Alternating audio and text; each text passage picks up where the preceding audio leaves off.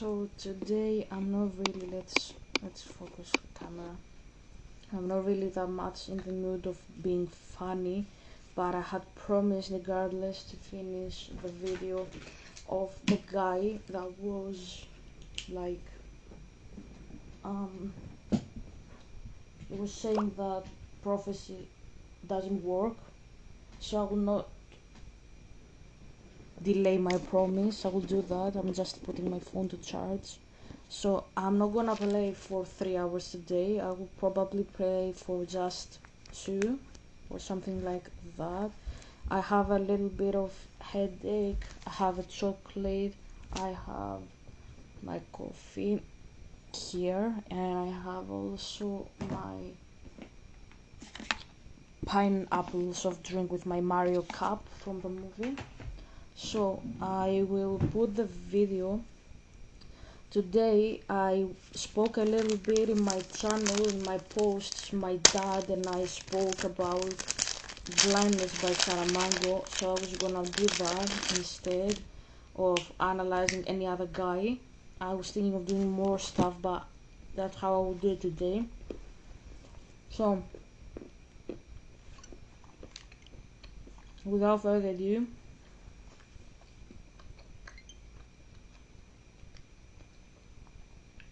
I will put the guy. I think we had left him in the mark number 10.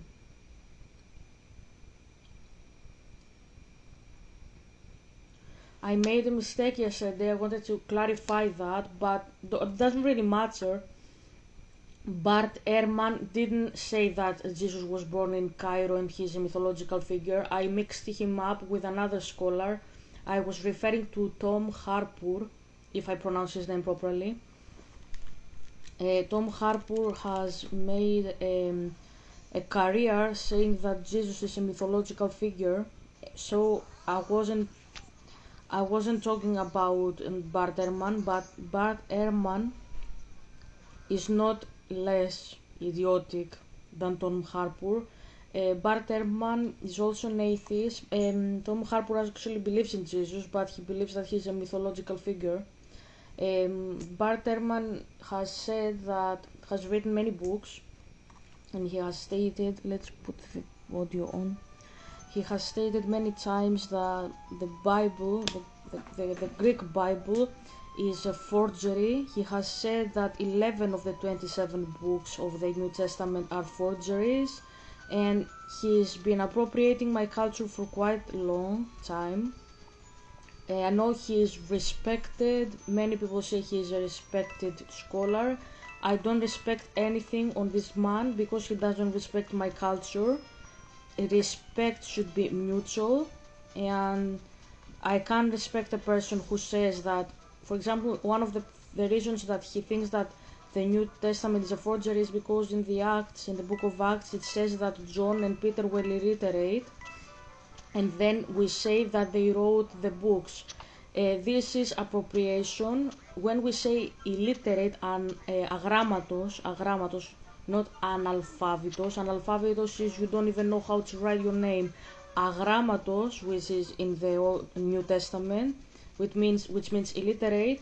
Yeah, you can say you are illiterate even if you have been to high school in Greece. Yeah, it used to be, and it still is like that, because in Greece we were always people who knew how to spell our names and write down epistles like they did. Literacy, we referred to this as going to university and having a degree in a university. If you didn't have that, you were considered illiterate, but we didn't say that they didn't know how to spell their names and write an epistle and do a speech and write it down and all that jazz. We weren't Western Europe where they couldn't write their own names down in a paper and they couldn't read. Greece was never like that, and I keep saying Greece because the Roman Empire was built on my civilization. The Roman Empire's language was Greek and Latin, and these people were Hebrews, and They were indoctrinated in the Roman manner. Paul said plenty of times, I am a Roman. I have Greek education, I am a Roman. And Paul said that he was very much a literate person because he was a Pharisee. He was an academic for the standards of the era. And if you don't know what my culture is about, please ask us. Don't assume stuff about my culture just because your culture is this and that. That's why I say it is hypocritical when the people in the West say Black Lives Matter, because they don't really respect black people and their voices. They are doing it just not to get cancelled. That's what I always say. That's why they respect Asians, that's why they respect black people. It is hypocrisy. It's not that they respect these people, they don't. Because if they really respect these people and it were not just slogans, they would show it seriously, even in other people like my culture. My culture is being appropriated all the time. I've seen people saying this guy is a mythological figure, this guy is historical person. Bart Ehrman has published a book explaining why Jesus is a historical figure. Why are we discussing a person who is from my territory, the Roman Empire? Whatever has to do with Rome involves us, the Hebrews, the Italians, even the Turkish. Why are you speaking about my culture as if I am not present? And you say Jesus was a historical figure, he was not a mythological person. The first and the last saying in this sentence, I should have it, not you, when you are a white American guy or whatever you are. You are not Greek. Whatever you are not a Greek. Would you like me if I came in China and I said, I published a book, a scholarly book with academic references, and I explained to the Chinese that Confucius is not a mythological figure but he is an actual historical person? Wouldn't you be like, why are we discussing this? He is a historical figure. Why you put in the story the question mark that maybe he is a mythological person? That's how I feel when I see all of you discussing these things. I think Yahweh is a misogynist. I think Jesus didn't exist. I think the New Testament is a forgery. You are speaking about my culture as if I am not present. You are in the house, in the palace of Odysseus, and you are eating and drinking from his animals and his wine. And that's crazy. That's crazy, and don't expect me to see that because you speak about black people, you respect black people. No, you don't. You absolutely don't. If you had, like, I will use philosophical language here and imaginary to explain my point, the ring of Gigis, το δαχτυλίδι του Gigi. If you were wearing a ring that could make you invincible, that's a story from the Republic by Plato, and nobody could see you doing crimes, would you still be a morally good person, or would you do crimes just because nobody would see you because you are wearing a ring that makes you invincible? That's what exactly I am saying here. If somebody told you today, curse however much you wanna curse the black people, say the N-word to them, do this and that, appropriate their culture, you would do it if you could wear that ring and do it without anybody seeing you, or if you had the license from the society.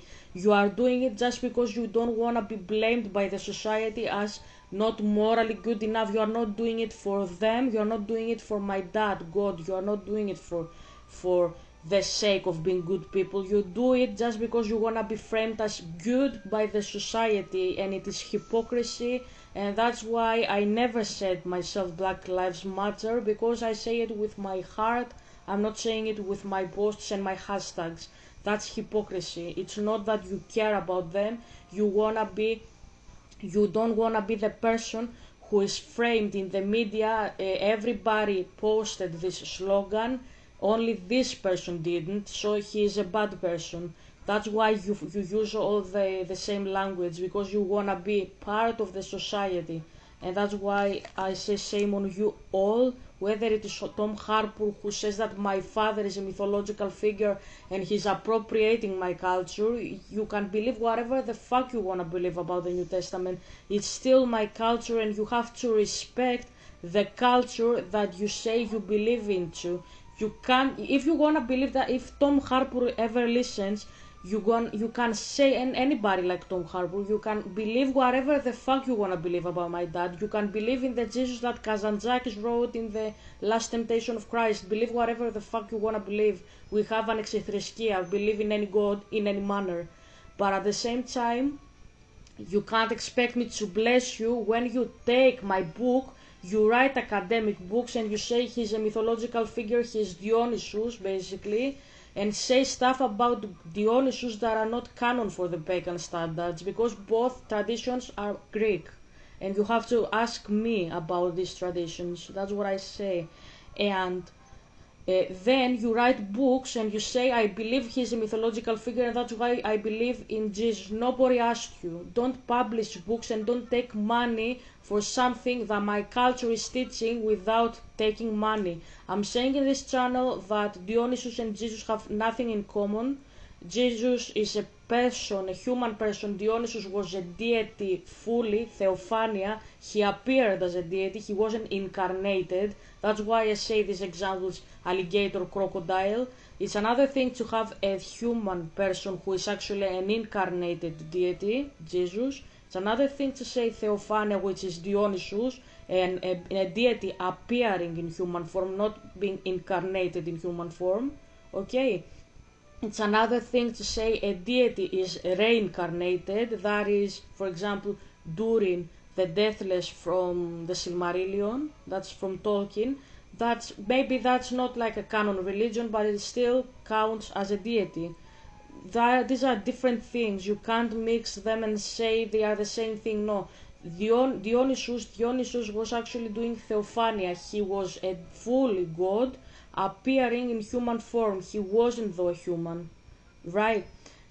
Jesus, he was a human in flesh, but he was a deity. That's completely different. He was born into this world. Dionysus wasn't born in this world. He just took up a human form, so he could vanish whenever he wanted to. He couldn't die. I see people saying he died. No, he didn't. He wasn't a human. He was immortal fully when he did that. If you want me to speak more in details why this matters, why this is a crucial difference, I can do that, but that's not the point of the discussion here.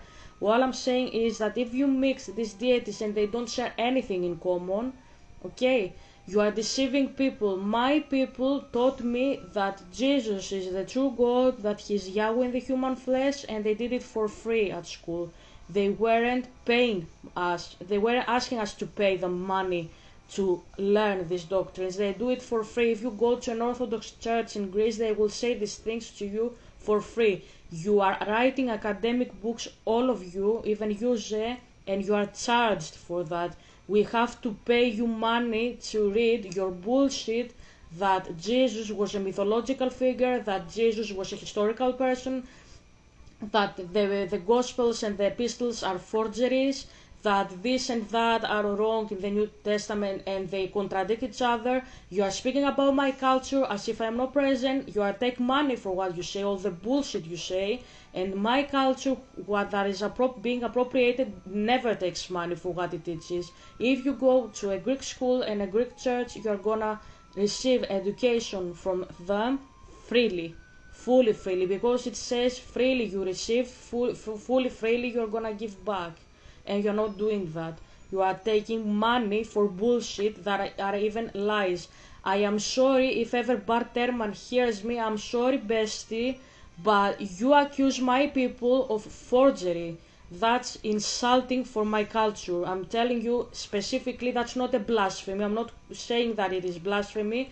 You can say whatever the fuck you wanna say about my dad.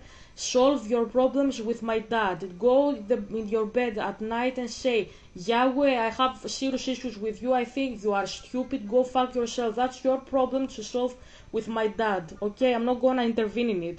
But you are insulting my culture when you say that we have forgeries in my culture that the New Testament is a forgery and that we are spreading lies, and the apostles spread lies and my culture is spreading lies, and we have a forged a book, and we have deceived the West and stuff like that. That's insulting for Greece. And let me tell you something very insulting back. You are a barbarian for my standards. You are from a culture that doesn't belong in my culture. You are not a Greek, you are not a Roman. Therefore, you are a barbarian, you Bart Ehrman. Okay, and you Tom Harpur, all of you are barbarians. And let me tell you, if my culture that you insult like that we are giving you forgeries, if it didn't exist, if my culture didn't exist, you would still be like monkeys on your trees eating bananas. You have civilization because you took civilization from my culture. And if you want me to respect you and your bullshit, respect my culture first, because you have a language because I gave you the language. You have history because I gave you history. You have philosophy because I gave you philosophy. You have critical thinking. The way you do critical thinking, that's not Asian critical thinking, that's not African critical thinking, that's Greek critical thinking you are doing. If this, then that's Socratic dialectic you are doing there. Respect my culture because you are a barbarian and that can never change. You are not a Greek. That's what I'm saying. And yes, I am insulting here because I am tired of seeing my people put in the pedestal and hearing the 11 of the 27 epistles are forgeries, and we are deceiving everybody and saying lies. For what reason? To have you insult us. You are doing that already, bestie. I'm sorry, that's what I'm saying. No, I'm not gonna respect any of these people. Maybe I did a wrong thing in the previous video. I said that Bart Ehrman spoke about Jesus being a mythological figure in Cairo. That is Tom Harpur, but still Bart Ehrman has said specifically that the New Testament has inconsistencies, that we are spreading lies, that we have forged the majority of the epistles and the gospels, that we have falsely attributed them to other people, that we are lying about the chronological order they were given to us. They say, he also says all these lies, and shame on you for that because it's not your culture. If I came to you, I don't know, where the fuck are you, Bart Ehrman? Where the fuck are you from? Let me see that for a moment. I'm more specific with that. The full thing is that you are a barbarian, but I don't know where exactly your barbarity comes from. Okay, you are American. Bart Ehrman, if I ever came to you and I said that whatever Ernest Hemingway wrote, Mark Twain wrote, I don't know, I can't even begin to think, like, my mind has really literally stuck there. Ernest Hemingway, I think of here, and Mark Twain, sorry, my mind is literally has frozen because I'm very shocked and very stressed with what I'm saying. If I came to you and I said that these guys are forged and they weren't really good like authors, and Ernest Hemingway was depressed and therefore he didn't write his books and they are forged, and Mark Twain, because he was from Mississippi, he wasn't literate enough, and therefore the stories he wrote actually belong to another guy. Would you like that? Or would you say that I'm actually very irrelevant and what I'm saying is random and historically inconsistent, inaccurate and all that jazz? Why are you doing this with my culture? That's what I'm asking. Because I see everybody saying respect Bart Ehrman. He's respectful for what? For abusing and misinterpreting and misrepresenting my culture, when your culture, you are an American, comes directly from mine. If Greece didn't exist, you wouldn't have a culture, bestie. That's what I'm saying. I have, even with strict manners, I have to defend my people in here because they didn't do you shit in this aspect.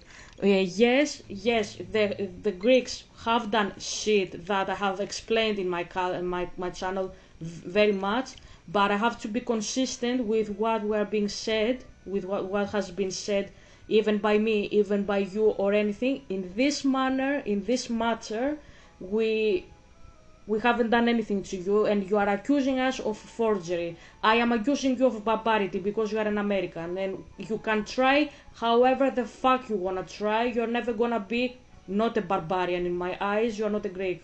full stop there. Do you like it? I'm gonna continue it. I'm gonna continue it. If you continue, all of you, being like that with my culture, I'm gonna continue being like that with you, because I'm enough is enough with that.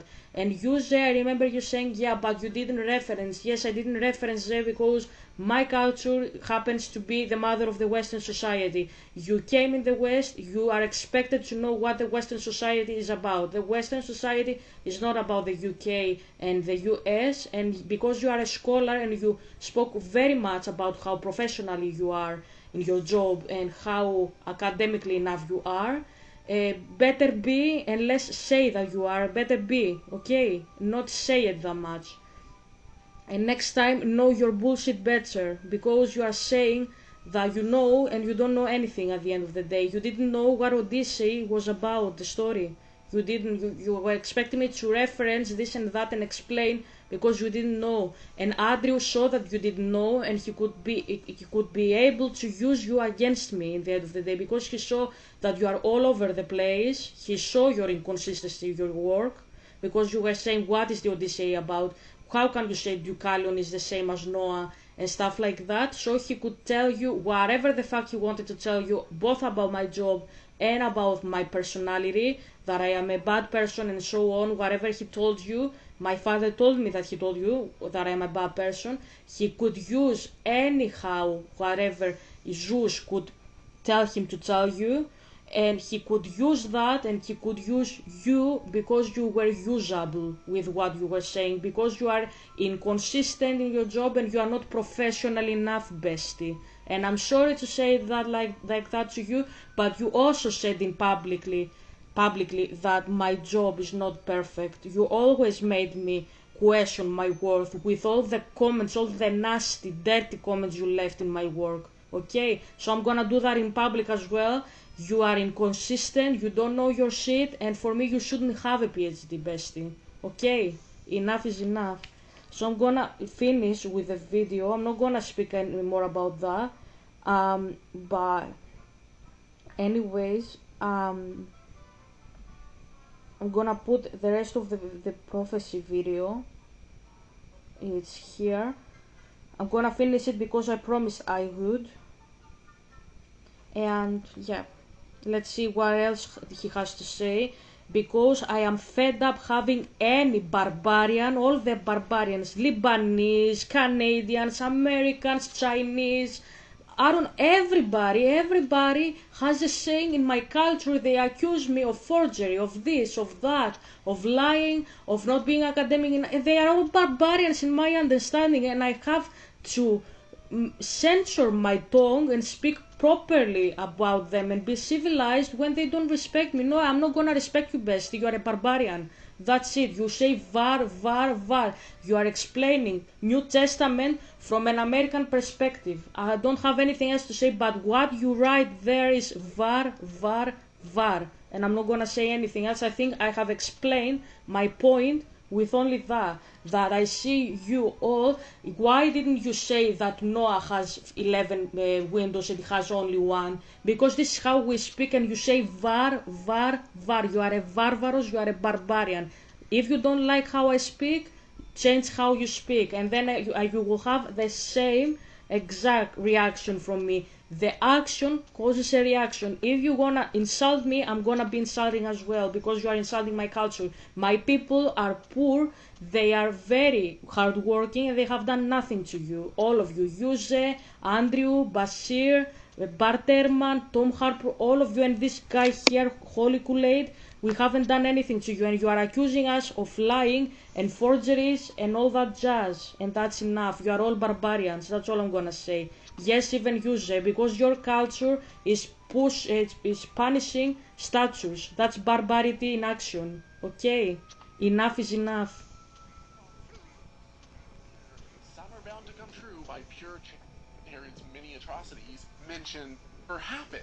Not only does it make absolutely zero sense, but not a single historian, including Josephus, who thoroughly documented Herod's many atrocities, mentioned this event. When you want to fulfill a prophecy, but the evidence doesn't cooperate, just make up the history you need. And if not, As I said yesterday, Herod is known in Greece to be a very, very awful tyrant. He killed many people. He was killing his advisors. He killed his wife. He killed his two sons, I think. Or he killed either two wives and one son, or two sons and one wife. In any case, he has killed many family members, not only them. And I don't understand where you are coming from. You say that he didn't record this. Yeah, you have Matthew saying that he killed children. You have Joseph who's saying he killed his wife. You have Stephen saying he killed his son. You have Maria saying he killed his friends and his advisors. And you question why they didn't say all of them. Each of them decided to say one of them because there were too many things. Okay, each of them decided to speak only about one aspect and another. I don't know what is your issue with that. My culture, I continue saying that, treats the New Testament as history. We don't treat it as mythology. If you wanna treat it as mythology because you are an American, that's because you are a barbarian. Because in my culture, New Testament is history. It's not mythology. If you wanna rewrite history, I'm gonna rename you as a barbarian. Okay? That's enough. those are good enough for you. You can always just shotgun out predictions and play the odds. Because if you make enough prophecies, sooner or later, some are bound to come true by pure chance alone. Prophetess Julie Greenford. Yeah, because as I said, when you have a prophecy coming by chance alone as true, it's because it's actually divination. If you say Donald Trump is gonna win the elections or Kamala Harris is gonna win the elections, that's that's divination in process. And I don't care if you wanna believe me or not. That's how it works. Example, has made hundreds, if not thousands of prophecies on her Rumble channel. Most are unverifiably vague, and many fail spectacularly, like when she said that Trump would be re-inaugurated in 2022. Because as I said, this is divination. Okay? It's not a prophecy. In the middle of Biden's term. They will soon fill your streets in disgust for the reinstatement of your rightful president. And a new announcement. It's very disgusting to put people in the pedestal and saying this is not a prophecy. For example, you have put Holy Kool-Aid, you have put this woman in the pedestal and you say when she said something and that didn't come into fruition. Who gave you the authority to judge her? Because it didn't come into fruition. Only a prophet can have the authority from God to judge a false prophet. Yes, even a false prophet can't be judged by a random dude, bestie. Only I can judge her because I am a prophet. I have authority by God. You don't. You are a random dude on the internet. She is saying something that didn't make sense. I don't know if she is a false prophet or not, if she made a mistake or not.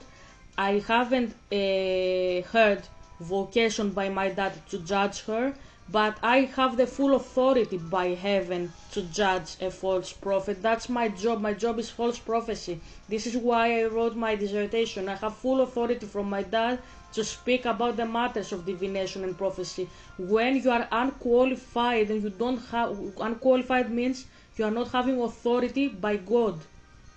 You have absolutely no reason to bash and drag into your circus show any person and judge them for what they are saying, because this is absolutely disrespectful. And learn your position. Even if she's a false prophet, did you hear that, bestie?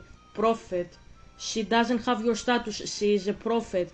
Even Persis, yes, he is a false prophet. He is the king. Respect the king. You can't go inside the house of the king just because you hate monarchy and bash him and tell him to move out, because he is the king, regardless whether you like it or not. Learn your position. You are his servant, you are his citizen.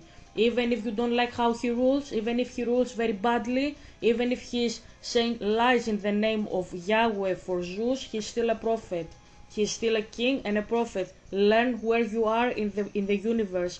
You aren't in any position to judge him. Yes, Desmond judged Persis on the phone, but Desmond was a prophet. That's the allegory I gave you there. Persis is the false prophet, Desmond is the prophet. Desmond has esse, Persis has euterpe. Nobody else can do that to Persis apart from Desmond. If Inoni goes against her husband, she doesn't have the right. She's not a prophet. She's the wife of the false prophet and she has to remain like that. Learn some hierarchy, all of you, because this is anarchy in process and it's disgusting. They will soon fill your streets in disgust for the reinstatement of your rightful president and a new inauguration that will take place this year. I'm going to read that again. And a new inauguration will take place this year. The world will be watching as the rightful president takes back the place of power and the puppet show is destroyed. Incredible! But, like guessing coin flips, make enough guesses and you'll eventually get it right. And if you're playing this prophetic guessing game, just prophesy things with high odds. The psychic twins predicted that California will get earthquakes, and there will be violence in the Middle East. Incredible! Then all you have to do is come along after the fact and highlight all of your hits. And before someone rushes to my comments to tell me that these twins predicted 9/11, We're known for predicting world events like 9/11. no, they most definitely did not. And I have already thoroughly covered and debunked that absolute abortion of a forced prophecy in my video on the psychic twins, which I will link to in the description below. You can't really believe that's so stupid. You can't really believe that there are people out there who blindly believe false prophets and you have dismantled them because of psychological issues. You are so vain. You are absolutely so vain. You think you are the most clever person in the world. That's absolutely disgusting. Absolutely disgusting. You don't need to search harder for something special. You just need Etsy. Check, which I will link to in the description below. Social pressure and feeling. When you're a part of a community that treats questioning God's anointed prophets as heresy, you develop a remarkable ability to forget all of their failures and see only their hits. Religious groups excel at creating environments where failed prophecies are quietly swept under the rug, while apparently successful ones are endlessly celebrated. Criticizing a prophet's accuracy can result in excommunication or being labeled faithless. Under this pressure, believers learn to see patterns that aren't fit. That's not accurate either. Even in cults, we don't, people in general, we don't forget that they have lied. We just choose to forgive and say they are humans. No, we're not doing what you say, sir. No. And yeah, I'm putting myself in here because I have disagreed with many stuff. I'm saying that openly with some stuff that Kenneth Copeland has said, but he has made many beautiful sermons from the pulpit. During COVID, my ex was writing bullshit for the COVID. He wanted to become clever for some reason by saying bullshit about a disease that was killing people. I don't know what his problem was, but it was disgusting and I didn't know how to say it to him because I knew that like he is very passionate because it's about his country and I didn't know how to break it down to him that what you actually do is disgusting and stop it. I had no idea how to, but Kenneth Copeland had said, because he's the guy that said, COVID-19, I blow the wind of God on you. He had made a short, I don't know where the short actually is, but you can search it if you like. He had said, during these hard times, like he was facing the camera and it was a short, he was wearing his suit and all that jazz. And he said, during this hard time, I pray that you are blessed and your family will be blessed. And everything bad that can happen in your life, that Jesus will crush it under your feet. And I teared up because I was like, this person is cursed by everybody because he did this show, yeah, it was a show, with COVID on his channel, and he did this short, and I think he redeems himself with how he spoke. He spoke blessings for people he doesn't know, and if you say it is theatrical, at least it's a good theatrical show, because yours is actually circus. You are accusing people here and there of being liars, and that's not good. At least having a liar saying to me, God bless you and hope you have your full health. Health is a very sacred stuff. to say in Greece. We say υγεία είναι ιερό πράγμα. That means health is sacred. That's how we see it. We see it as something divine in Greece. When somebody speaks about health, you respect health in Greece like you respect God. And if somebody doesn't respect health, like my ex, yes, we see them as a devil, because my ex didn't speak about people dying. He preferred to defend his country, his government. He preferred to speak that his country didn't have anything wrong to do with the COVID, that not even the West knew how to deal with COVID. And yeah, a strawman effect. My ex was the best guy to speak like a strawman and deflect any how's that called? Where's the guy that I wanna hit? Did they go up?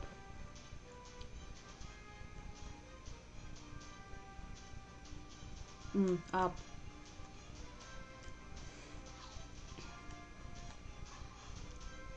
My ex was the perfect person to deflect any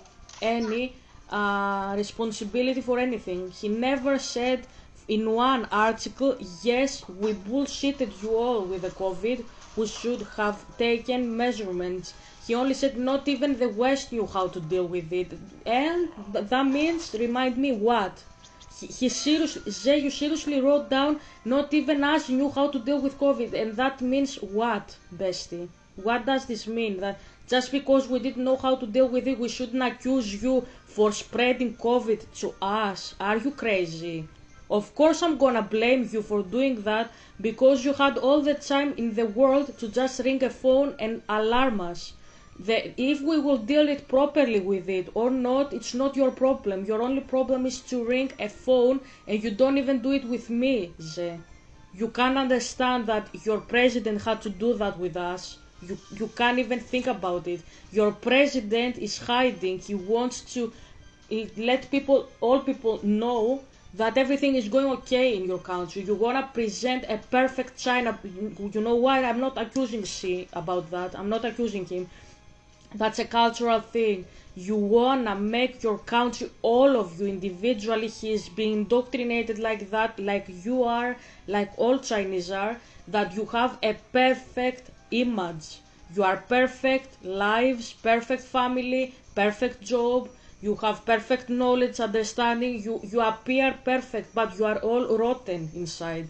Not all of you, I mean you that do that, because there are people who are fed up with this bullshit, like Liu Yifei. She's not that type of person, for example. She's fed up with this performance act that you are putting. You made Fang Bing, for example, the woman that played Wu Zetian. You made this woman publicly acknowledge that she will be nothing if she doesn't have her fandom. You get what I mean here. Like, the only person I have seen seriously being like, I am enough with this bullshit is Liu Yifei, actually, nobody else. Like, all of you are acting a theatrical performance that everything is okay. You are more concerned if you will appear perfect than for the well-being of other people, and that includes your neighbors. That includes people in your neighborhood, Ze. That's what I mean. She preferred to say that everything is okay and you are dealing properly with COVID, instead of ringing a phone and saying, I don't know, Mitsotakis, I don't know, Trump, whoever it was. Look, we are fucked up here with the disease. Take care of your people. I don't know how to deal with it. Please do something about your people. I fucked up, or I try my best, or whatever. He didn't. And you are deflecting that like Eve in the garden. No, it was not me, it was the serpent that gave me to eat.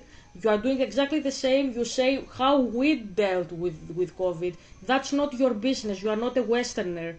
Your business is to explain to us why you back there treated us like that, and you didn't call us a fucking phone, us, like Greece for example, and tell us, look, Chinese are coming, they shouldn't, don't receive them, or put them in a quarantine for some days because they are sick. You're gonna get infected. please take care of yourselves, guys. We love you. You didn't do that, and that was the only thing you should care about. You didn't care about the health of so many people. Say you cared about your image, all of you, you and your president and your country. You didn't give us accurate measurements of how many deaths you had because you don't care about the dead Chinese people. You don't.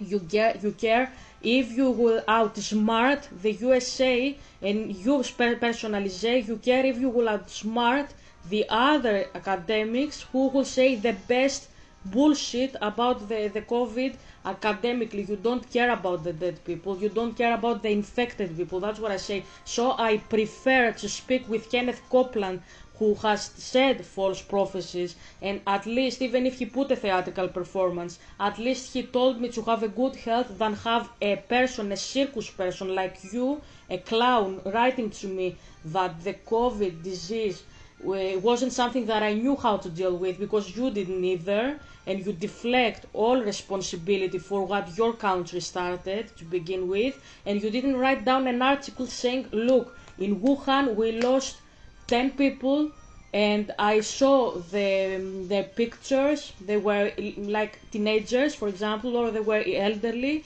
I heard about them in the news that they had a marvelous lives. They had families. The one guy was married with his wife 50 years, and she was crying, saying, I lost the love of my life. You didn't say that. You didn't care about the people and their health. You cared how to outsmart the other academics, and that's why your article is bullshit in my eyes. And if I speak about as a country, you cared more to outsmart the USA and appear better in the eyes of us, like Europe, I don't know, in the world, and you are better than the USA, than care about your people. And I agree with Liu Yifei there. I think she saw that through that. That's why she said that about you, because apart from her personal issues, obviously, but I am sure she knows about this theatrical performance you are putting because she was raised a Westerner herself, and she wanted to provoke you because she obviously knows that you are putting a performance there, and you are doing all that just to deflect and appear perfect when you are not. You have forgotten that you are humans.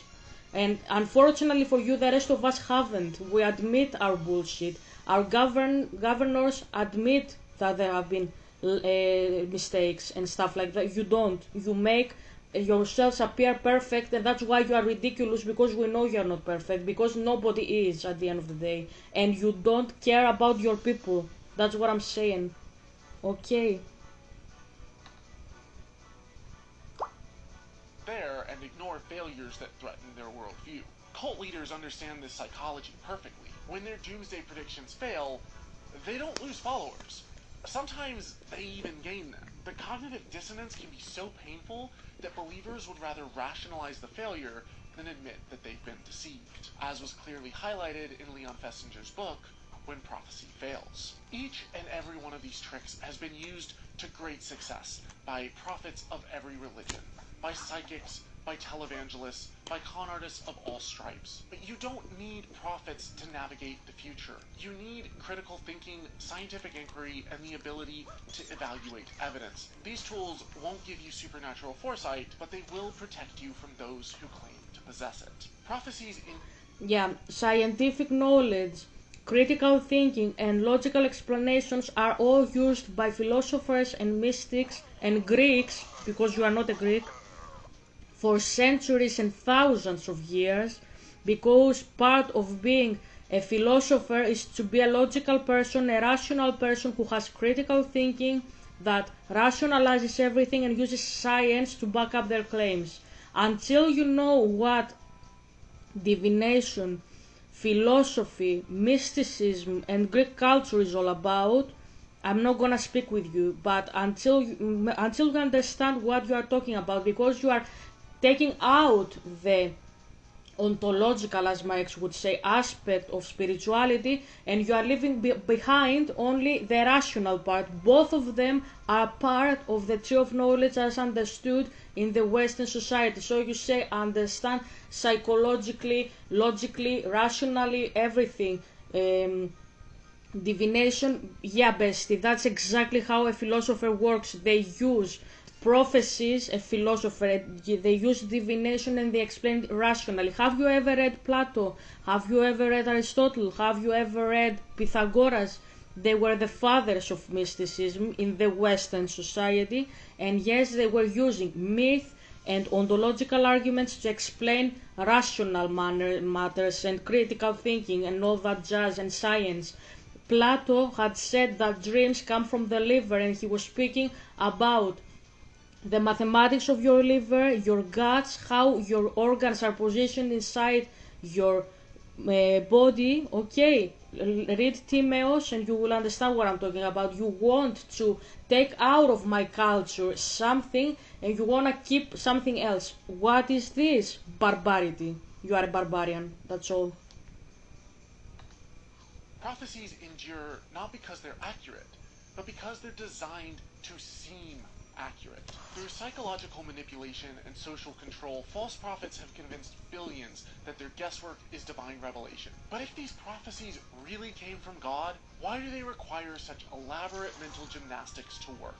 If you appreciate this breakdown and you want to help me continue... If there is a prophecy from God, yes, it requires mental gymnastics because it's spiritual language. My father is a deity.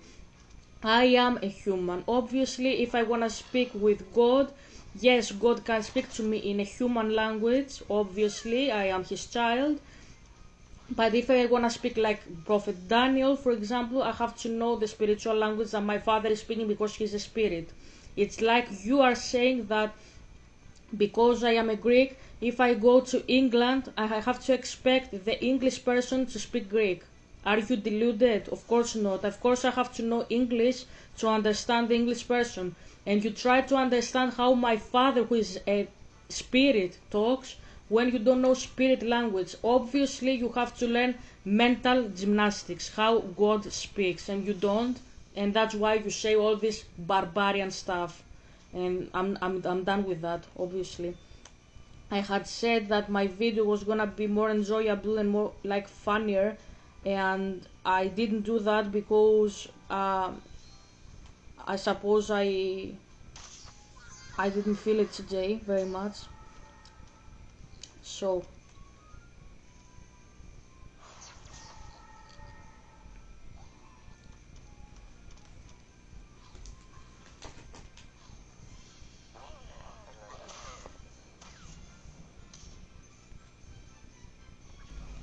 basically I took a break and I I'm trying to find it. My father told me that you had a question about Bart Ehrman and about the woman, like, not, I don't know how to describe it. Like, my father said that you will have question about a woman and you don't know obviously this woman yet, but you know, like, my dad is speaking beforehand about stuff, so he said that you will have questions about her. So there is a scholar, she is a biblical scholar, she is this one here, she is named Robin, hold on a second,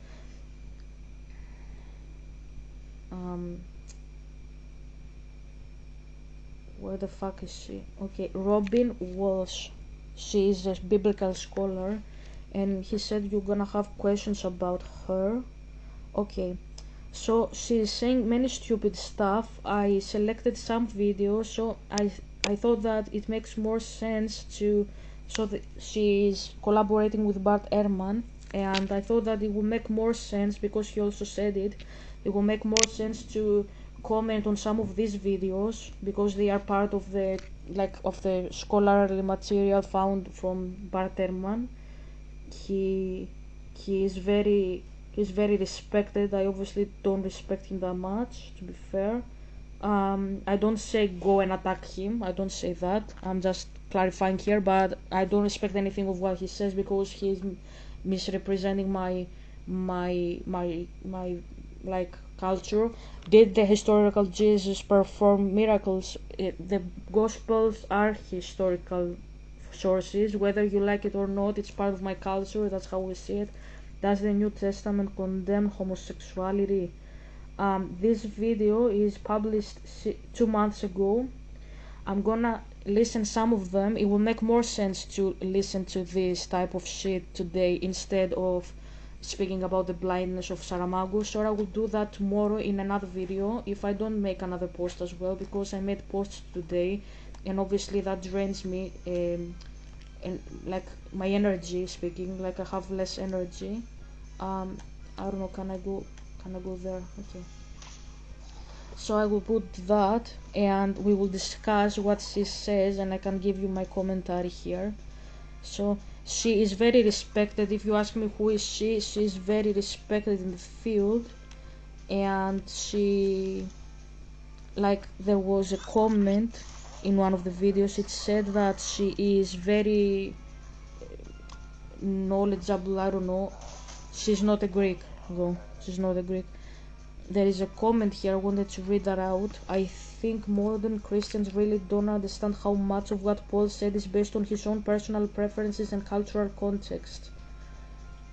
Even if this is the case, yeah, the Roman Empire was the majority of the Mediterranean and even Northern Europe, so I don't know what the fuck you are talking about here. It doesn't make sense what you say, not what Paul said.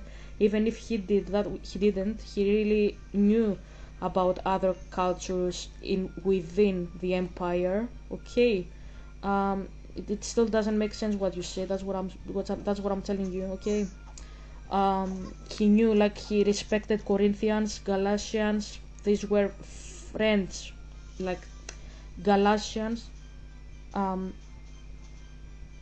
Asterix. You know Asterix, like that story. That story is a French story. Like, it's about people who lived in France.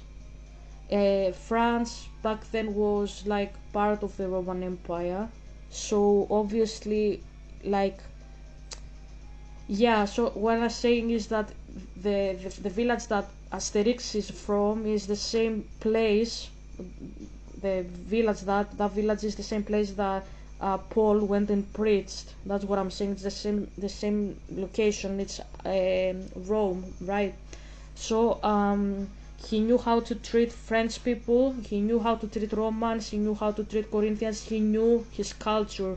And when you say within personal preferences and cultural context, ask a Greek, ask one of us how we had our culture back then and why we accepted his message. Because obviously, if we had our culture, if we had like paganism and we heard him and we wanted to take his deity, obviously something happened afterwards and something in his message, it resonated, and you have to understand that if you wanna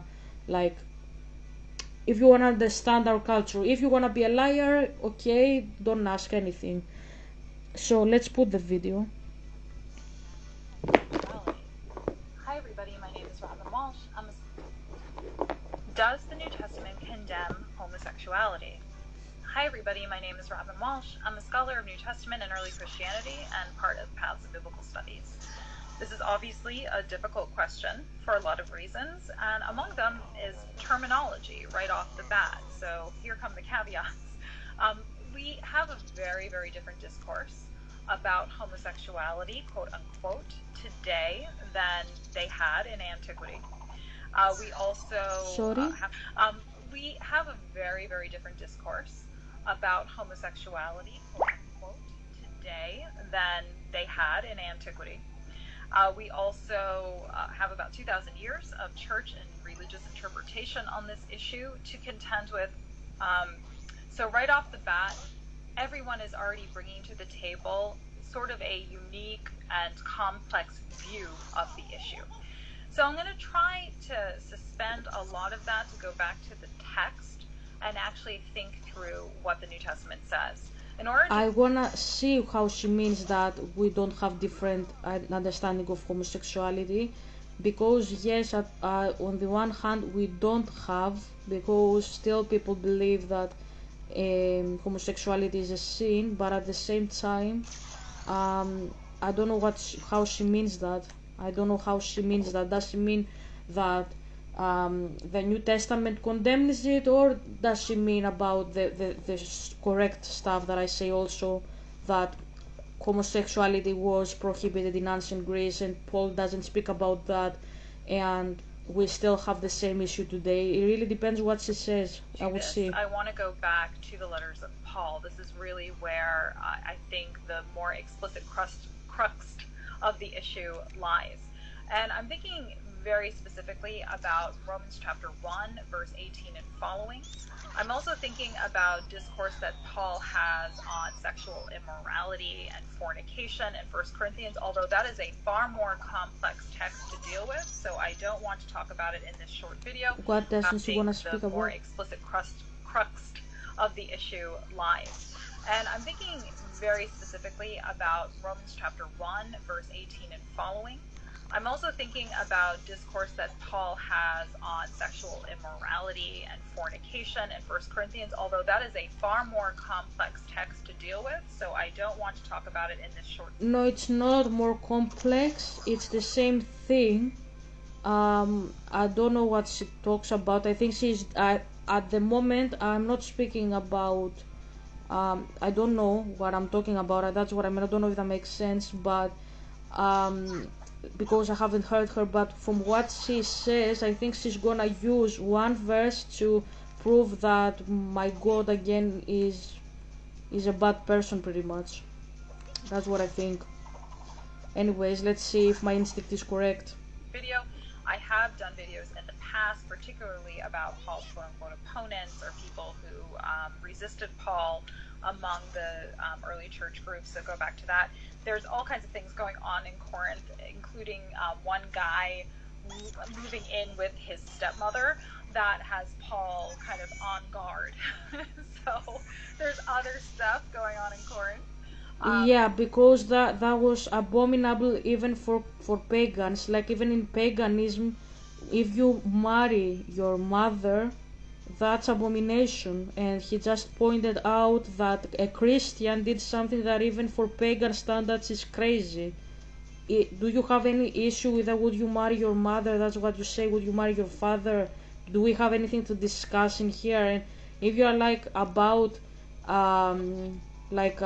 personal preference, do you understand that I just said a mother marrying her daughter, or a mother marrying her son? Like, where is exactly the normal stuff in this sentence? And obviously the weight of the sin goes on the mother figure. And if you are like, this is not how Paul wrote it, yes, because this is how we speak in Mediterranean. If you don't understand how we speak in Mediterranean, ask us, because if you ask me how to say it in Greek, I would say a son married his mother.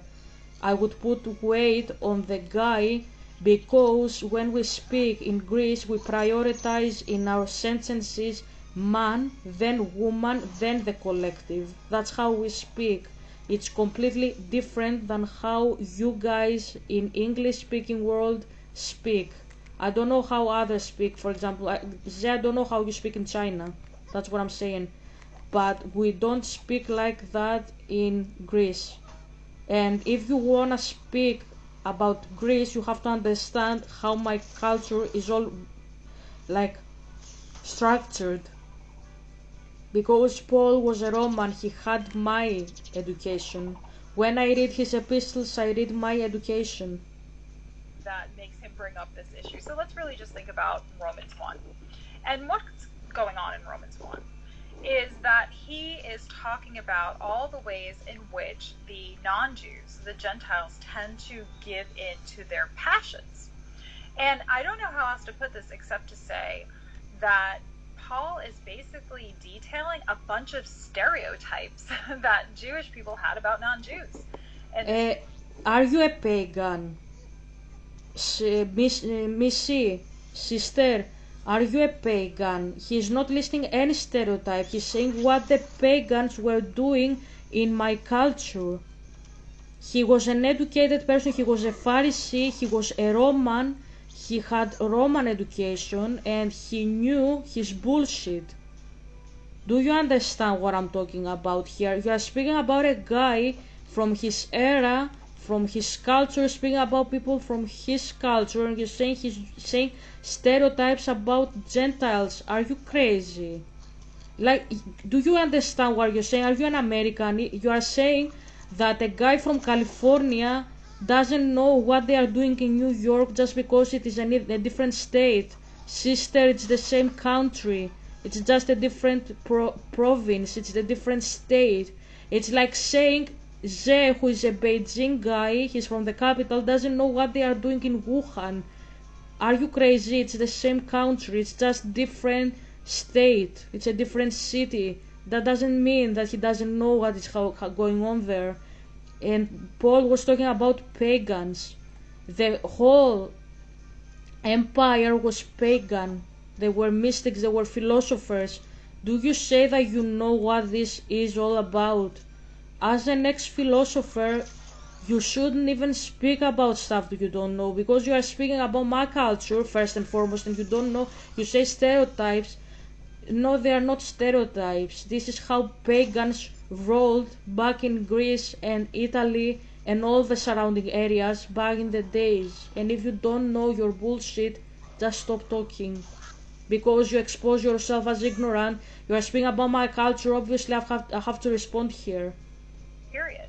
And one that stands out is actually one of the first ones he mentions is essentially, if I could reinterpret what Paul says in a contemporary cadence, he's saying basically Gentiles have never found an idol they didn't like. He talks about them worshiping creatures instead of the creator. Oh my, like he just has this list of things that... yeah, because they worshipped animals. The Egyptians worshipped animals. Yeah, what is your problem to understand that? That's correct. It's primitive paganism. Yeah, it's what you say is very blasphemous for paganism. In case you haven't noticed, what you say is very, very, very bad for pagans. Very bad. Very. Oh my god. Oh my god. What is wrong with these people? Oh my god. He perceives the an idol they didn't like. Yeah, idols. They have idols. They have effigies. For them, they have special properties. These effigies that you speak and you say, he thinks they have special properties, special healing properties. They are even cursed objects. They have to do banishing spells. You are appropriating their culture. Do you understand what you are doing there? Who gave you your PhD? What you say is very blasphemous and insulting actually for paganism, because they rely on their effigies. Have you, like, Zed, do you remember Sarah? She's having bones of animals. She thinks that the animal will help her, tell her the future. It's part of her culture. It's her, her belief system. It's part how she sees, like, Sarah is doing divination through the bones of a fox. And I don't ask you if you find it crazy. I'm just telling you to respect it, because I do, and Paul also respects it. He just says that it is wrong. He doesn't say, like, don't do it because you are a bad person. He says don't do it because it is wrong. It's completely different what you say from what he did.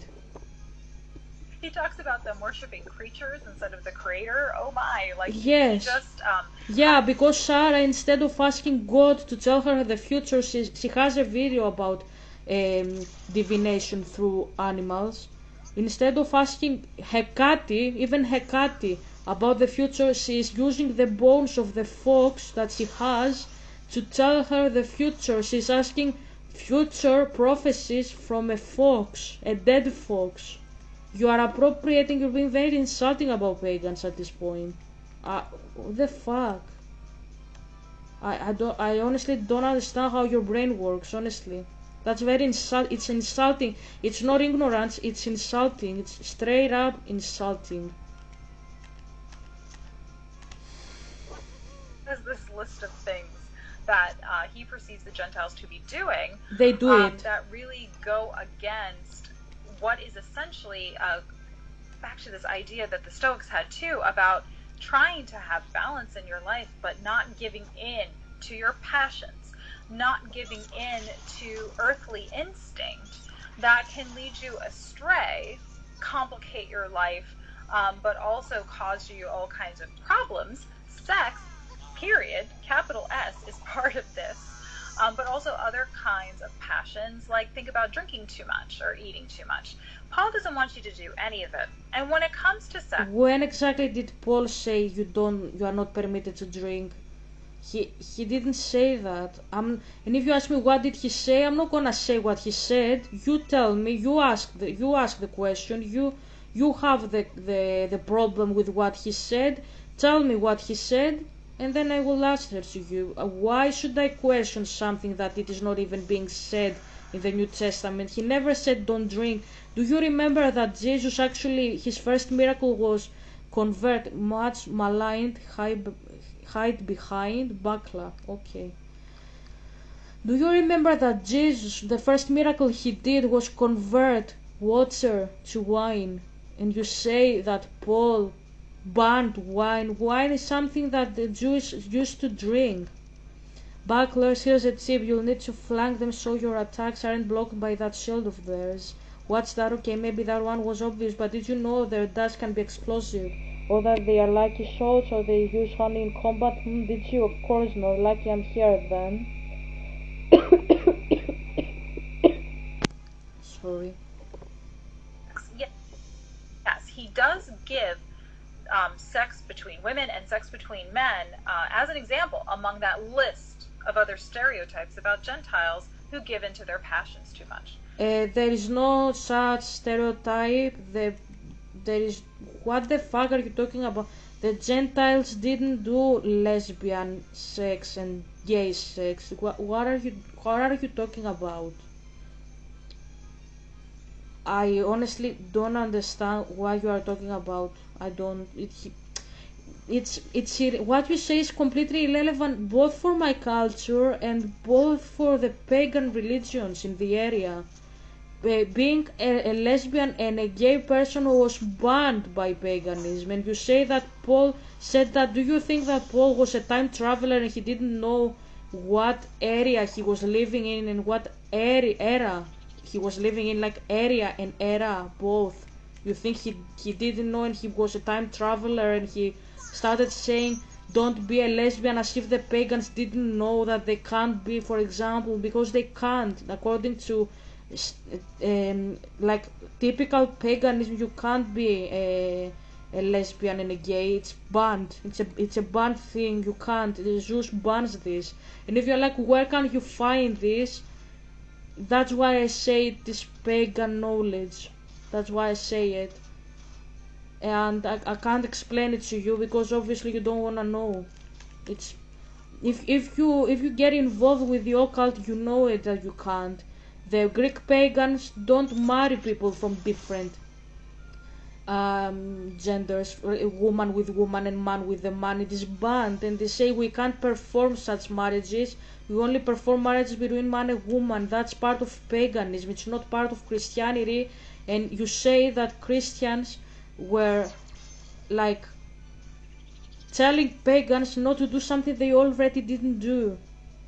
So maybe kindly ask us what we are talking about there in the New Testament and not make up your own Western modern 21st century assumptions about my culture and my religion of my ancestors. Maybe that's what I'm saying, because what you say is misleading and can lead people to paganism, and paganism is not about being queer. It's about being cis straight, strictly. When you say cis and straight, that's very pagan. It's not Christian, it's not from Judaism. And if you say but they don't practice it, I don't say that they practice it. I say what the books teach and what the spirits teach. And Zeus explicitly bans homosexual love. He doesn't allow it anywhere. And if you say there are stories, it just because he can do something, he's a deity, that doesn't mean you can do it as well. If you say you can do something because the God does it, that's Christian. That's not pagan. Zeus can't do anything because he's a deity. You can't do shit because you are not a deity. Types about Gentiles who give in to their passions too much. I want you to also keep in mind, though, that Paul is basically against sex, period. Not just sex that is between same-sex couples, but he's also not thrilled about what we might call procreative sex. Did you have him as a classmate at the university and you know this story about Paul? Because that's how it sounds like to me, that you know him personally and you know that he didn't like sex. That's insulting again for a person that it is venerated as a saint in my culture. It's not true. Paul never spoke against sex. He gave his honest opinion and he said, that's my opinion, that's not God speaking, I just have the Spirit of God saying that if you wanna trust me, feel free, because I am a man of God. He didn't say what he said about not marrying again and stuff like that is the correct thing. He said that it is his opinion, and in case you didn't notice, you can say your opinion in Christianity. You can't say your opinion in paganism. And he was very much allowed to do so. He said that his job is done better worshipping God by being not married, because he doesn't have to be worrying about the other person's health, well-being, and so on. That's all. That's all he said. That if he is alone, the only problem he has essentially is that he is alone, not that he has to care and tend to another person's needs. So what you say is completely irrelevant and pretty much insulting for my culture. Either. And so what he says is, try to be like me. I don't worry about this at all. I don't have a wife. I'm not worried about sex. You shouldn't be either. No, I explained what he said. You are appropriating my culture. You are very insulting. You are a very bad person, to be fair. I hear you from the beginning and I knew that you're gonna end up in this. I said this already from the preface. You're gonna end up saying that my dad is a bad person and Paul is a misogynist. Didn't I say that already? You can rewind the tape and you can hear what I said. You are a very bad person, you are very insulting for my culture, and I wonder who the fuck gave you your PhD, you don't deserve it. You are insulting for every person who has a functional brain in his head, to be fair. So I think he's really kind of taking that tack. And he also says, listen, if you can't control your passions, then just try to have sex within your marriage. Don't deny each other, because that's going to just cause more issues. But, if you can't be like me, if you can't control yourself, then okay, you can do this one thing. But really you should be thinking about the kingdom to come, not about giving into the passions today. When you say passions, pathos, do you know what the word means in Greek? Do you know? Just by chance? No. Why are you using it then? Because you are making a fool of yourself. You are making a fool of yourself by saying passions and you mean sex. No, he didn't mean sex. He lists plenty of things that start in the head to begin with, like being jealous, lusting other people. That's head again. When you think lust, why your mind immediately goes an unmarried woman, an unmarried man? Why doesn't it go, for example, a guy your age with a person who is below 18, for example? Because this is what Paul talks there about. And if you are like, how do you know that? Because it is my culture and it is not your culture. You are a barbarian from America. That's why I know that. One thing that I've always found sort of amusing is I don't think... And I find it very amusing too, sister, that a barbarian can be so insulting with my culture. I find it very funny, to be fair with you, that you are a barbarian and you have a saying in my culture, because I was in a civilized society and you come from a barbarian culture and you still think you know better what my culture is about when you're not part of my culture. I find it seriously very funny too. You can do this one thing, but really you should be thinking about the kingdom to come, not about giving into the passions today. One thing that I've always found sort of amusing is I don't think he's thrilled about any of these ideas either, because even if you have procreative sex, what are you going to do with a baby in the afterlife? Again, if you think about... He answers very much what you are going to do with the baby. You can laugh all the much you want. He has explained what you have to do with the baby if you have a baby and you are a Christian. And that's not my job to tell you what verse this comes from.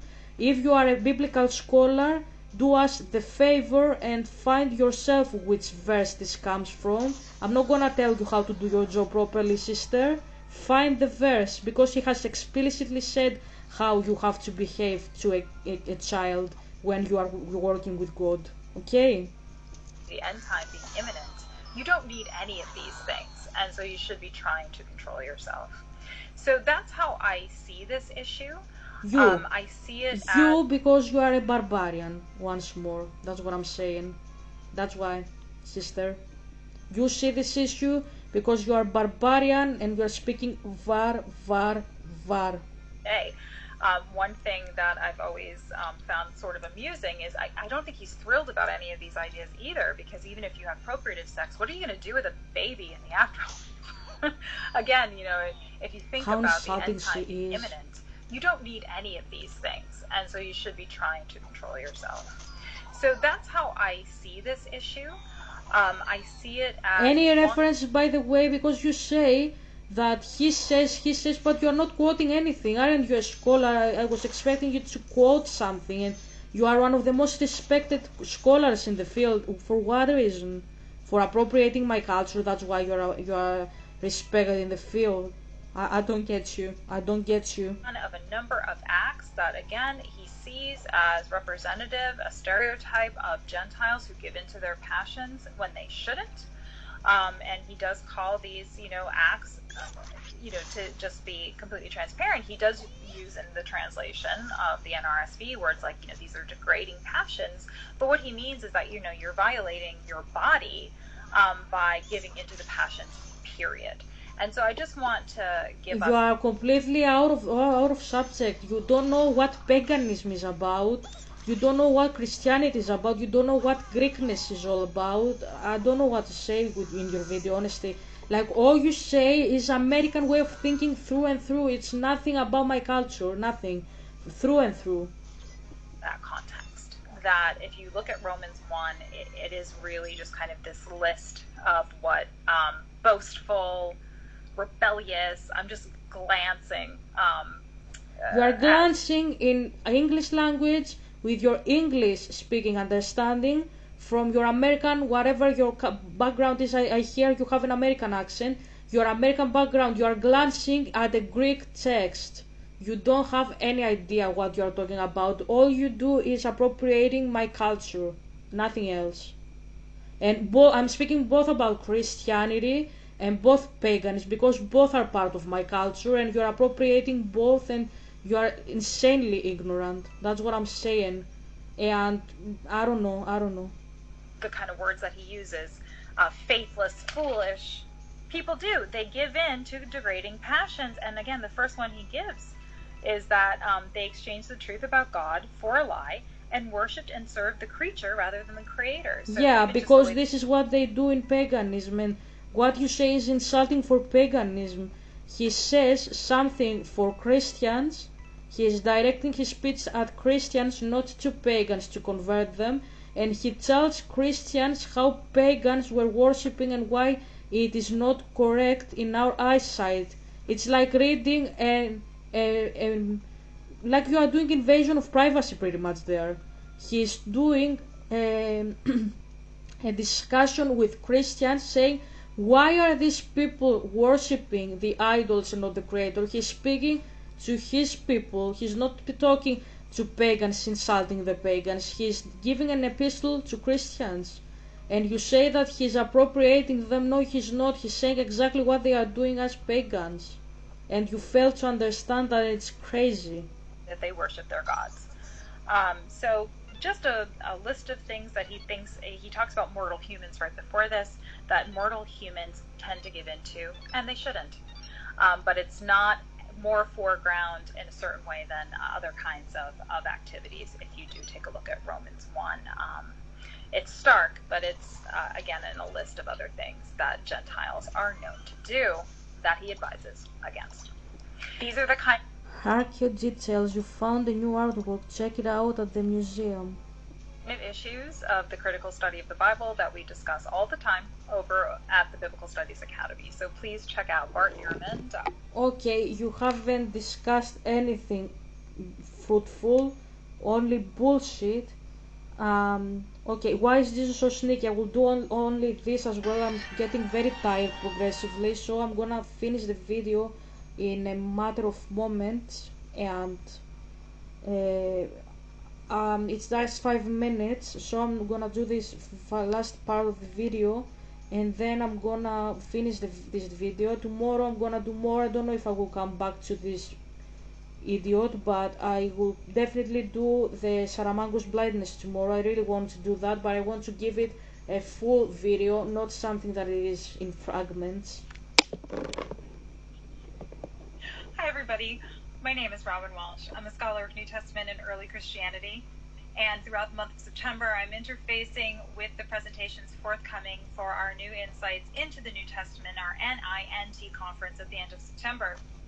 And so if you go to bartierman.com/NINT and sign up with the promo code ROBYN, ROBYN, you'll get a discount on becoming a member of that conference. Can I ask you something too as well? Why you always were questioning if I know scholarly enough material about my culture and stuff like that? Like, didn't it ever cross your mind that it's actually my culture, and obviously I know shit about my culture and shit? I don't understand. That's what I'm saying, and I don't know how to do this level either.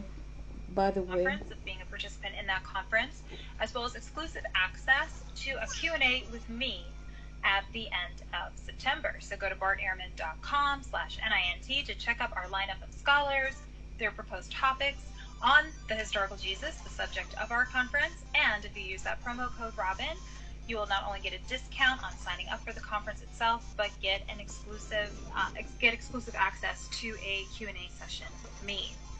So I asked, why is Jesus so sneaky? This is actually a topic related to something that Dr. Ian Mills will be presenting on the Messianic Secret.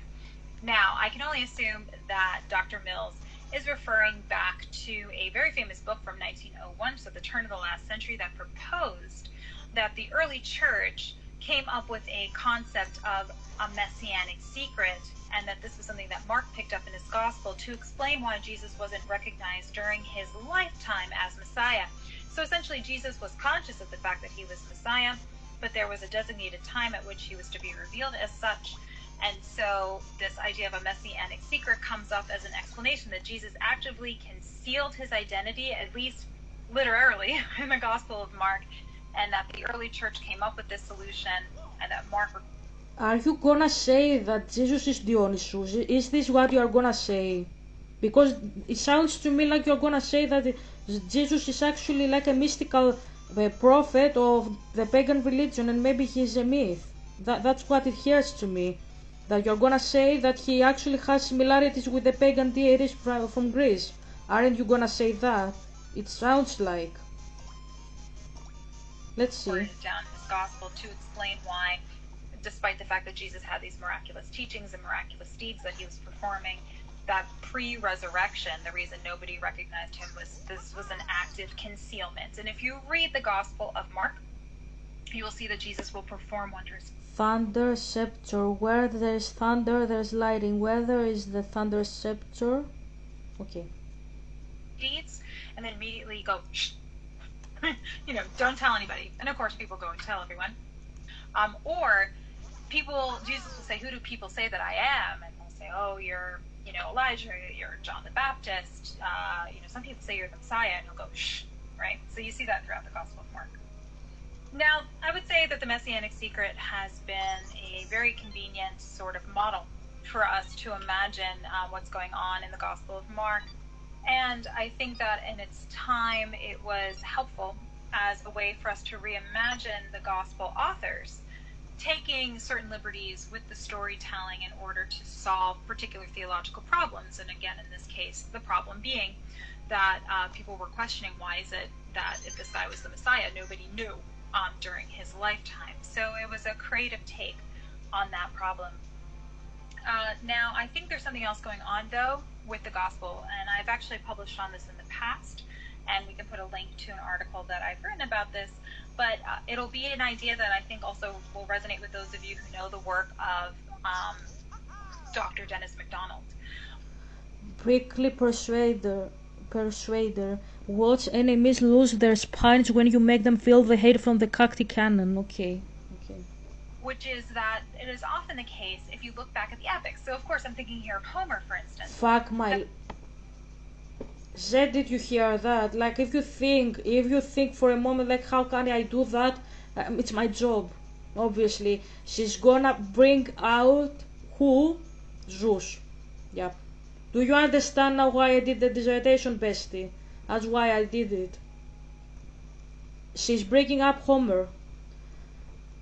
Missy, if you ever watch me, go fuck yourself. I have nothing else to say, and go and tell your boss, Zeus, to go and fuck himself too, because he used to be my boss, and I know his bullshit. I can read between his lines even when he is farting. I know what he ate and what type of diarrhea he's gonna put in the toilet. I know him very well. Go fuck yourself, both you and him, for the lies you say about my father. Shame on you, nothing more. Shame on you, honestly. The hero published on this in the past, and we can put a link to an article that I've written about this, but it'll be an idea that I think also will resonate with those of you who know the work of Dr. Dennis MacDonald, which is that it is often the case if you look back at the epics. So, of course, I'm thinking here of Homer, for instance, that the hero is usually not immediately recognized. That often a hero, and this can be a variety of different figures within the epics, will come back into their hometown and not be recognized or perform What type of Homeric poem has exactly this trope? Odysseus, the king of Ithaca, was an unrecognized hero that went back in his country and nobody knew that he was a hero. Agamemnon wasn't a recognized hero. Achilles was not a recognized hero. What are you talking about, bestie? What is this crap you are pulling here again? I don't understand. Even Paris, the prince of Troy, yes, he grew up as a shepherd's son because his father gave him for adoption because he wanted to escape the curse, like that he would destroy Troy. But even still, oh my god, I'm lost for words. Even still, he was recognized, like everybody knew that he was Paris, the prince, except of himself. Sandy, you found a new 3D model. Check it out at the museum. Okay. Deeds or beastful is usually not a She's such a fucking liar. She's such a fucking liar. Is she a mystic? She is, but not a very good one. She's actually very stupid. Like what she says here definitely contradicts the spoken word of Zeus. She's saying that there are heroes that weren't recognized. That's not part of the canon. I have no idea what the fuck she talks about. She's going against what Zeus says, and why does he have you to work for him? Honestly, I don't understand why you are working for him, because you're not doing his shit. That's the problem. That's the problem. I don't understand. I seriously don't understand.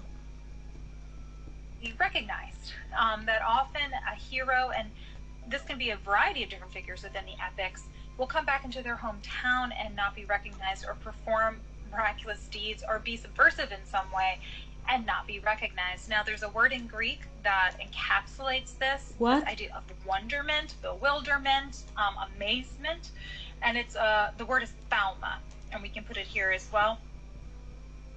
Thavma. Thavma means miracle. I don't know what the fuck you're talking about, and your accent is actually very bad, to be fair. You're not speaking Greek very well. It's not thamma, it's thavma, okay? And until you learn how to speak properly Greek, I'm not gonna discuss anything with you. You are a stupid very bad person. Okay, I honestly, I don't know. You're a disgrace. Such a disgrace. I don't know. I don't know. What the fuck is wrong with you, honestly?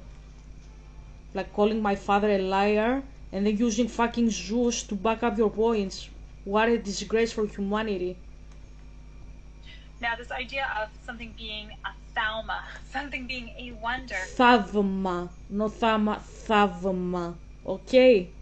We see it in the epics, we see it in paradoxography. No, this word is nowhere to be found in the epics. You are speaking with a person who actually has read the epics in the original text. Okay? Nowhere. This word is pretty much a biblical word. I don't know what the fuck you are talking about. I don't know. I have no idea. I have no idea. I don't understand. Word that Mark uses in his gospel to describe what's going on when Jesus performs miraculous deeds and then kind of moves on. The crowds that are left behind are left in thalma. They're left in wonder and left in bewilderment, trying to figure out exactly what it is that they've just seen. Thαυμάζω, bestie. They are not left in thavma. That's left in wonder. No. You are appropriating my culture. It's thαυμάζω. That means they were amazed. That's a difference. It's the same verb, same root, but completely different meaning. If you don't know how Greek works, ask us. Because you are making yourself appear stupid. I say it all the time. So miraculous and so amazing to them that it's almost like it scrambles their minds and they don't know how to handle it. So I wrote about this in what's your the point? most recent book called The Next Quest for the Historical Jesus. So the most recent volume that was released on the Quest for the Historical Jesus, but in that piece called City and Country, I argued that this idea of the Messianic secret, I think, can be recast as a literary device used by Mark, not just to kind of answer this theological question that might have been out there in the ether, but also to really portray Jesus as a hero and a wonder-working hero at that, and the tradition of the epics. You are such an insulting, bad person. You are a bad person. Shame on you for the bullshit you are pulling for my culture and for my God and for my previous God. You are not even working properly for my previous God, and that's disgusting. You can't even do the job properly for Zeus. What you are saying for Zeus is very insulting. You are comparing the Homeric poems with Jesus. Do you understand what you are doing there for Zeus? You are putting him in the same pedestal with a barbaric god.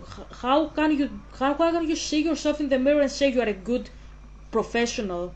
What you are doing is insulting for both traditions. How can you manage to be that pathetic? I don't understand. You say the Homeric. What did Mark have to do with the Homeric poems? Not even Plato respected Homer, and you say Mark, a person who believed in Jesus, wanted to appease and please and mimic Homer. In what sense? Do you read Mark and you read Iliad and Odyssey and you see similarities in structure, in where? And where exactly is this trope of heroes from the Homeric poems? There is nowhere such trope as being a hero that nobody knows about. Not even in Iliad, not in Odyssey. Everybody knew Odysseus was a hero. The only problem was how he would go back to his motherland and if he was alive, not that if he was a hero. And about the Iliad, everybody knew that Achilles was a hero. That's why they wanted him to fight in the war, and that's why they were fucked up when he didn't fight in the war. What are you talking about? Why are you misleadingly deceive everybody? Why are you doing that? Shame on yourself. You are a very bad person. I'm gonna end the video here because I'm very tired. See, that tornado, it may look small and harmless, but in the desert things can change in a hurry. I'm not gonna continue. I'm gonna finish here. Hope you enjoyed. Hope I answered some questions. She's a very bad person. Very, very, very, very bad person. She's appropriating my culture in all possible dimensions and directions. I can't figure, like she's saying, maybe continue a little bit to show you. She's saying that Zeus, and before you blink, it will get bigger and bigger, blowing away everyone in its path. Afterwards, the tornado will come down again. You can always see where it's heading by checking the weathercock. Okay. So she's appropriating my culture because she says that the Homeric poems are about being a hero nobody knows about. That's not part of paganism. In paganism, everybody has to know your heroic deeds because this is what will get you to heaven. Elysia Pedia. This is the place that you go and you live with Zeus and you live in bliss because you fulfilled fighting in a war for him. That's what it says. And the Odyssey is not about being heroic, it's not about a war, it's about nostos, being nostalgic, nostalgia, that's two Greek words. The word is not Greek because it was formed by a psychiatrist from Switzerland, but the word is combined by Greek words. He used Greek vocabulary and he acknowledged that when he did it. The word is nostos, I miss, algia, algos, pain. I have pain because I miss my motherland. Nostos of Odysseus, the missing of Odysseus is that he wanted to go back into his motherland, Ithaca, and the point of the Odyssey is nostos, aka that Odysseus misses his motherland. It's not about being heroic. And the other epic, the epics are only two, are from Homer. The other epic is Iliad. It's about Mystis, I think. I forgot the word. I have to revisit them in many years.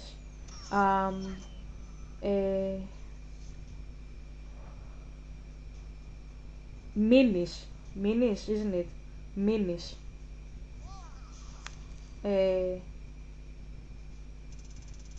Right.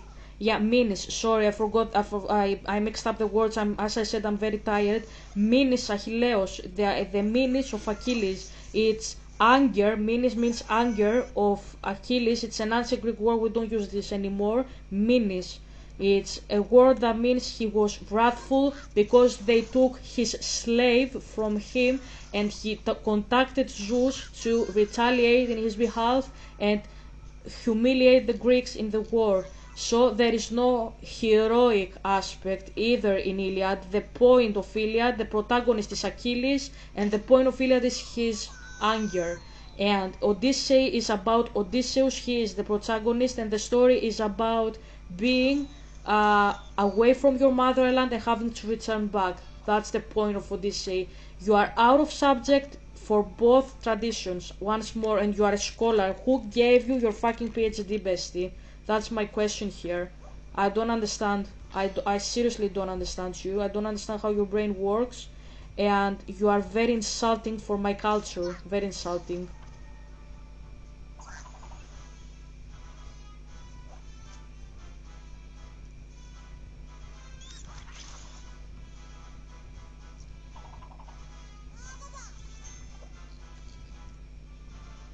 Let's see.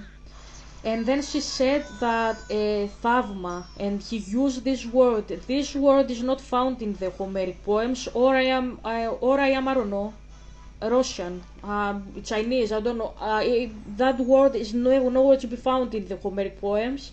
It's not relevant to be found. There is no wonder in the Homeric poems. Where is the wonder, thavma, in the Homeric poems? The Iliad is about winning the war, and Zeus wanting to kill the Greeks, and Agamemnon, their king, and Hera fighting with her husband to actually let the Greeks win because she favored us. And Odyssey is about a guy that he has been like marked by Poseidon, another deity. Poseidon wants to kill him because he has some issues with him, and he is like trying to go back in his motherland through his goddess, his personal guardian, Athena, the daughter of Zeus, the most favorite daughter of Zeus. Where exactly do you see wonder in this story? There's no wonder anywhere. It's irrelevant with paganism. It's irrelevant with pagan values. You seem very ignorant, and you are not ignorant, bestie, you are a mystic. But let me tell you, because I am very more equipped than you, even if I don't have a PhD, your PhD doesn't determine if you are a mystic or not. That's spiritual knowledge, and you know what I'm talking about. What you are doing is deception, and you are a very bad mystic, you are a very bad person, and actually your accent in Greek sucks. That's what I'm gonna say. You are a barbarian. You're never gonna have the accent that I have. I have an Athenian accent.